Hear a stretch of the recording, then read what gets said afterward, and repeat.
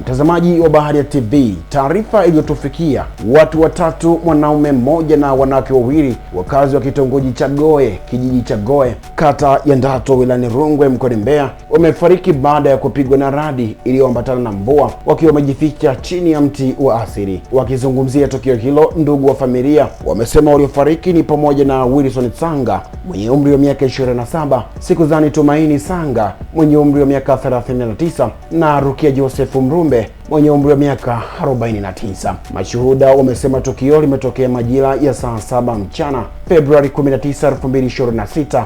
Watatu hao wakivuna mahindi, ndipo mvua kubwa iliyoambatana na radi ilipokuwa ikinyesha. Waliamua kujificha chini ya mti wa asili, ndipo walipokumbwa na umauti. Mwenyekiti wa kitongoji alitoa taarifa kwa mwenyekiti wa kijiji, ambaye alitoa taarifa polisi.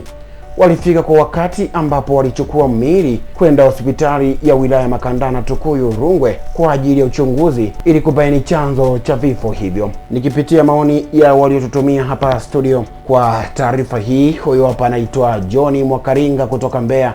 Anasema ni tukio la huzuni kubwa sana, inasikitisha kuona ndugu zetu wakipoteza maisha kwa njia ya ghafla namna hii. Ni muhimu jamii kuelimishwa zaidi kuhusu hatari ya kujikinga chini ya miti wakati wa mvua yenye radi. Neema Paul kutoka Iringa anasema atoa pole kwa familia zote zilizopoteza upendo wao. Watu wengi vijijini bado hawajui madhara ya radi, hasa kujificha chini ya mti. Serikali na wadau endelea kutoa elimu ya tahadhari. Huyu hapa anaitwa Hasani Mwinyi kutoka Dar es Salaam, anasema inauma sana kusikia habari kama hizi. Hii ni funzo kwa wote kwamba wakati wa mvua na radi ni bora kutafuta makazi salama badala ya kujificha chini ya miti au maeneo ya wazi.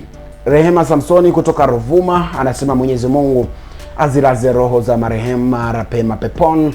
Jamii chukue tahadhari, hasa kipindi hiki cha mvua kubwa zinazoendelea katika maeneo mengi nchini. Nikikamilisha na ujumbe huyu hapa wa Peter Reiza kutoka Arusha, anasema nawapongeza Baharia TV kwa kuendelea kutuletea habari kwa wakati. Kwa kweli ni chombo nambari 1 katika habari, kinatusaidia kupata taarifa muhimu zinazotukumbusha umuhimu wa tahadhari katika maisha yetu ya kila siku. Mtazamaji wa Baharia TV, maoni yako ni yapi kuhusiana na taarifa hii? Asante kwa kuifuatilia Baharia TV.